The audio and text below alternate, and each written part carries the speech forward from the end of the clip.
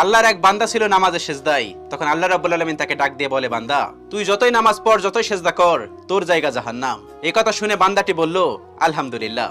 আল্লাহ তখন বলে, এই বান্দা, জাহান্নামের কথা শুনে কেউ আলহামদুলিল্লাহ কয়? বান্দা তখন বলে, আল্লাহ, জাহান্নামের মালিকও তুমি, জান্নাতের মালিকও তুমি। তুমি আল্লাহ খুশি হয়ে যদি আমাকে জাহান্নামও দাও, তাও আমার আপত্তি করার কোনো অধিকার নেই। আল্লাহ তখন বলেন, বান্দা, জাহান্নামে গেলে তুই পুড়ে যাবি, তোর খুব কষ্ট হবে। বান্দা তখন বলতেছে, আল্লাহ, কষ্ট শুধু আমার হবে না, তোমারও হবে। আল্লাহ তখন বলতেছে, বান্দা, তুই পুড়বি জাহান্নামের আগুনে, আমার কষ্ট হবে কেন? বান্দা তখন বলে, আল্লাহ, কোনো মায়ের কোল থেকে যদি কোনো বাচ্চা পানিতে পড়ে যায়, তাহলে কোনো মাই দূরে দাঁড়িয়ে থাকতে পারে না, দৌড়ে গিয়ে বাচ্চাকে কোলে নেয়। আমার বিশ্বাস ওই মায়ের চেয়ে কোটি কোটি গুণ দয়া তোমার বেশি। আমাকে জাহান্নাম দিলে তুমিও আল্লাহ শান্তি পাবে না। আল্লাহ তখন বলে, বান্দা, এই দলিল তুই কই পাইলি?